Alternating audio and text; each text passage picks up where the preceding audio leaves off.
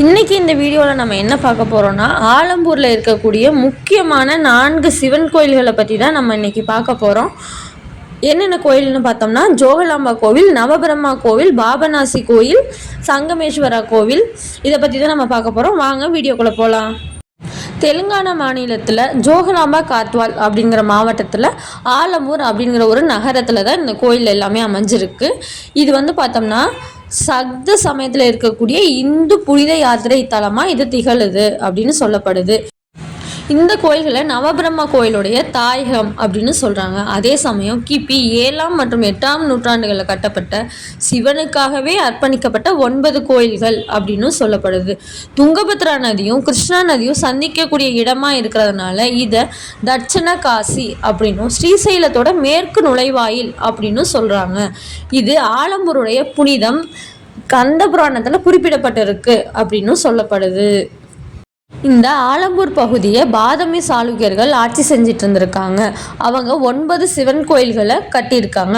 அதற்கு பிறகு பார்த்தோம்னா அவங்களுக்கு அப்புறமா மல்கடாவின் ராஷ்டிரகூடர்களும் கர்நாடகாவோட மேலை சாளுக்கியர்களும் பாபநாசி கோயிலை கட்டியிருக்காங்க. ஆலம்பூரில் நூற்றுக்கணக்கான பழைய கன்னட கல்வெட்டுகளின் தாயகமாக இருக்குது அப்படின்னு சொல்கிறாங்க.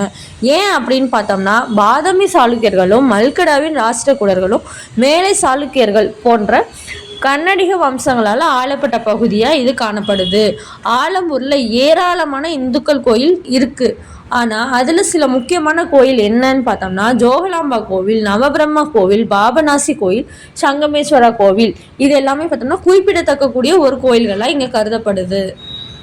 இதில் ஃபஸ்ட்டில் இருக்கக்கூடிய ஜோகலாம்பா கோவில் வந்து பார்த்தோம்னா 18 மகா சக்தி பீடங்களில் ஒன்றா சொல்லப்படுது.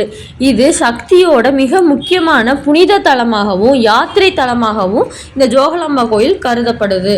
கிபி 7ஆம் மற்றும் 8ஆம் நூற்றாண்டுகளில் பாதமி சாளுக்கியர்களால் கட்டப்பட்ட சிவனுக்காகவே அர்ப்பணிக்கப்பட்ட 9 கோயில்களை கொண்டது அப்படின்னு சொல்கிறாங்க.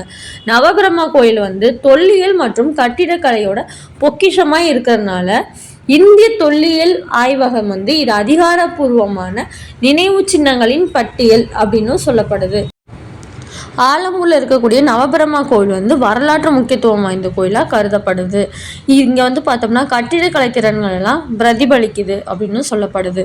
ஸ்ரீசைலம் நீர்மின் திட்டத்தால் ஆலம்பூரில் இருந்த கோவிலோட அசல் பகுதி எல்லாமே நீரில் மூழ்கிற மாதிரி இருந்தனால கோயில்கள் வந்து உயரமான இடங்களுக்கு மாற்றப்பட்டிருக்கு.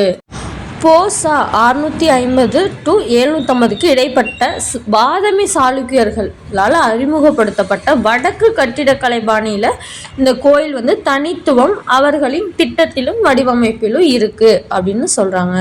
ஜோகலாம்பா கோவில் எடுத்துக்கிட்டோம்னா தாட்சாயினியின் மேல் பற்கள் விழுந்த ஒரு சக்தி பீடமாக கருதப்படுகிறது.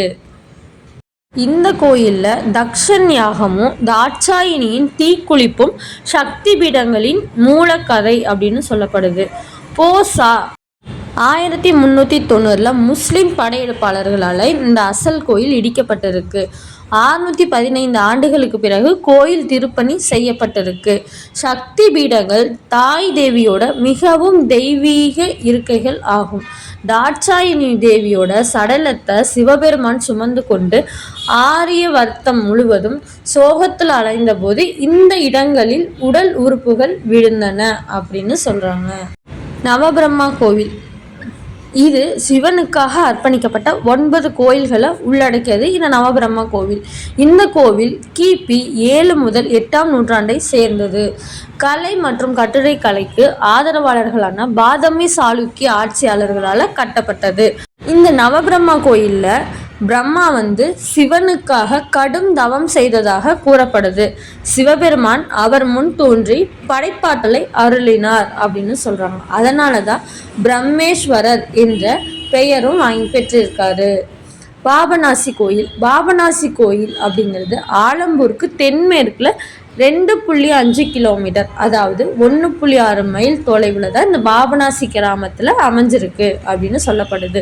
இந்த கோயில் 9 மற்றும் 11ஆம் நூற்றாண்டுக்கு இடைப்பட்ட 23 இந்து கோயில்களின் குழுவாக இந்த கோவில் இருக்குது அப்படின்னு சொல்லப்படுது. பாபநாசி கோயில் வந்து சைவ பாரம்பரியத்தின் நவபிரம்ம கோயில்களுக்கு அருகில அமைஞ்சிருக்கு அப்படின்னு சொல்லப்படுது. அடுத்து வந்து பார்த்தோம்னா சங்கமேஸ்வரர் கோவில். சங்கமேஸ்வரம் அப்படின்னா சங்கமம் அப்படிங்கிற சொல்லில் இருந்து தான் வந்திருக்கு. அதனால் இந்த கோயிலை குடவெள்ளி சங்கமேஸ்வரர் கோயில் அப்படின்னு சொல்லியிருக்காங்க. கோயிலில் காணப்படக்கூடிய கல்வெட்டின் அடிப்படையில் இந்த கோவில் 2ஆம் புலிகேசியின் காலத்திற்கு முந்தையது அப்படின்னு சொல்கிறாங்க. ஆலம்பூரில் இருக்கக்கூடிய அனைத்து சாளுக்கியர் கோயில்களுமே மிகவும் பழமையானது. குடவெளி சங்கமேஸ்வரர் கோவில் முதலில் துங்கபத்ரா கிருஷ்ணா ஆறுகள் சந்திக்கக்கூடிய இடத்தில் தற்போது இருக்கக்கூடிய இடத்துலேருந்து வடகிழக்கில் 20 கிலோமீட்டர் தொலைவில் தான் இருந்திருக்கு. ஆனால் 1979 ஸ்ரீசைலம் அணையோட கட்டுமான பணியின் காரணமாக அசல் தளத்திலிருந்து நீரில் மூழ்கிய போது இது ஆலம்பூருக்கு மாற்றி அமைச்சிருக்காங்க. இந்த தகவல் உங்களுக்கு ரொம்ப பயனுள்ளதாக இருந்ததுன்னா நம்ம சேனலை சப்ஸ்கிரைப் பண்ணிவிட்டு அப்படியே பக்கத்தில் இருக்கக்கூடிய பெல் ஐக்கானையும் அழுத்திக்கோங்க. அப்போ தான் அடுத்தடுத்து நம்ம போடக்கூடிய வீடியோ உங்களுக்கு நோட்டிஃபிகேஷனாக வரும். தேங்க்யூ ஃபார் வாட்சிங்.